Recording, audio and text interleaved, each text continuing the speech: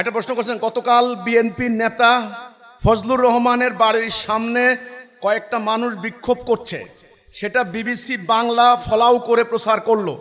অথচ একই সময়ে রাজশাহীতে হেফাজতের ব্যানারে মব সৃষ্টি করে হিজবুত তাওহীদের মিটিং বন্ধ করে দেওয়া হলো।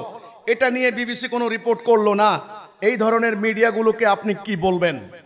আপনি বিবিসি বলেন, ভয়েস অফ আমেরিকা বলেন, আপনার রয়টার্স বলেন, এই যে আন্তর্জাতিক যে মিডিয়াগুলি, এদের একটা এজেন্ডা আছে, এদের একটা লক্ষ্য আছে।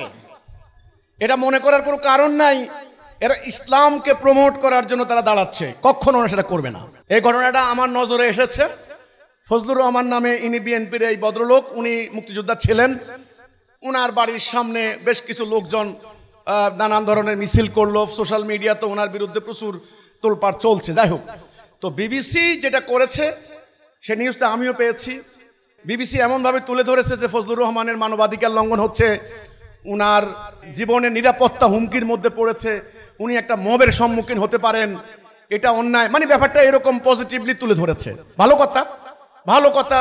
মিডিয়ার যদি তোমাদের নীতি যদি নিরপেক্ষ হতো, তাহলে রাজশাহী শহরে মব সৃষ্টি করে মিথ্যা কথা বলে গুজব রটনা করে হেফাজত ইসলামের ব্যানারে একটা গোষ্ঠী, উগ্রবাদী গোষ্ঠী, তারা আমাদের শান্তিপূর্ণ একটা আলোচনা সভাকে ভণ্ডুল করে দিল, বানচাল করে দিল। মিডিয়া কি সেটা দেখে নাই? দেখেছে? প্রথম আলো কিন্তু এসেছে আজকে, প্রথম আলো কিন্তু সেটা রিপোর্ট করেছে। তাহলে তিনি প্রশ্ন করেছেন মিডিয়াগুলির এই নীতি কেন? বিবিসি সহ এই ধরনের মিডিয়াগুলির নীতি কখনো আমি মনে করি না যে তারা ইসলামের পক্ষে যায়। আমাদের মানবাধিকার সুরক্ষিত হোক, আমরা মানবাধিকার লঙ্ঘিত হচ্ছি, এই ধরনের কোনো ব্যাপার নিয়ে তারা নিউজ করবে বলে আমি মনে করি না। এটা ওদের পলিসির মধ্যে নেই। ওদের পলিসি, ওদের এজেন্ডা অন্যটা। বরং মুসলমান মুসলমান মারামারি করুক, এটাকে প্রচার করতে বিবিসি খুব স্বাচ্ছন্দ্য বোধ করবে, সমস্যা নেই। আমরা বিবিসির এক সাংবাদিকের সঙ্গে কথা বলেছি, আমরা বলেছি যে আপনারা আমাদের সংবাদ প্রচার করছেন না কেন? বলছি দেখুন, আপনি কিন্তু ভুলে গেলে চলবে না। উনি কিন্তু খুব সিনসিয়ারলি এই কথাটি বলেছেন, বিবিসির সাংবাদিক, আমি নাম বলছি না, আমরা ওনাকে অ্যাকিউজ করেছি। এত বড় ঘটনা আপনি বলছেন না কেন? উনি বলছেন দেখুন, আপনি ভালোই বুঝেন, ব্রিটিশ ব্রডকাস্টিং কর্পোরেশন শব্দটা ব্রিটিশ, ব্রিটেনের মানুষের টাকায় এই বিবিসি চলে। ব্রিটেনের গভর্নমেন্টের একটা পলিসি আছে। বিবিসি ব্রিটেন ভিত্তিক একটা সংবাদ সংস্থা। আপনারা বললে তো আপনাদের পলিসি তারা নেবে না, তাদের নিজস্ব পলিসি আছে।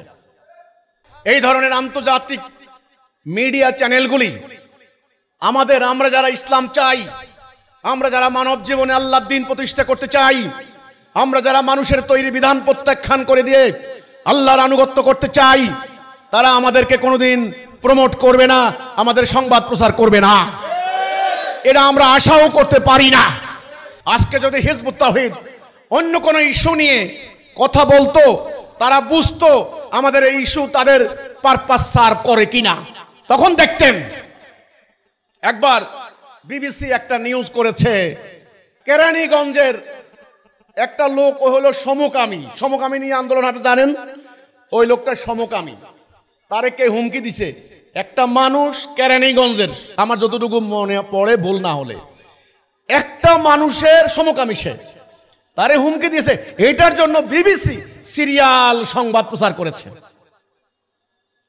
তা কাজেই তাদের সংবাদ মূল্য আর আপনার সংবাদ মূল্য সমান নয়। আন্তর্জাতিক মিডিয়াগুলি সাদ্দাম হোসেনকে ভিলেন বানায় নাই।